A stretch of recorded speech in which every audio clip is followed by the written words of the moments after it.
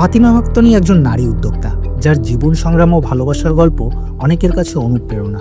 নিজের থেকে বেশি বয়সী এক ব্যবসায়ীকে বিয়ে করে তিনি মূলত আলোচনায় আসেন। কেউ বলেছিল এটা স্বার্থ, আবার কেউ বলেছিল এটা নিখাত ভালোবাসা। কিন্তু ফাতিমা আক্তানি প্রমাণ করেছেন ভালোবাসা সমাজের নিয়মকানুনের বাইরে গিয়েও সত্য হতে পারে। পুরুষতান্ত্রিক সমাজে একজন নারী উদ্যোক্তা হিসেবে নিজের জায়গা তৈরি করেছেন তিনি। ব্যক্তিগতভাবে তিনি আমার কাছে খুব পছন্দের একজন মানুষ। সরাসরি কথা বলতে পছন্দ করেন ফাতিমা আক্তানি। বর্তমান সময়ে বাড়ির সব কর্মকাণ্ডে তাকে নিয়ে বেশ সমালোচনা হলেও তিনি যে যৌক্তিক সমালোচনা করেছিলেন সেটা স্পষ্ট, যেখানে বরাবরই তিনি নিজের অবস্থানে অটল ছিলেন। ইতিমধ্যে তার জীবনে নেমে এসেছে বড় এক দুঃসংবাদ। তার স্বামী তাকে ছেড়ে চলে গেছেন না ফেরার দেশে।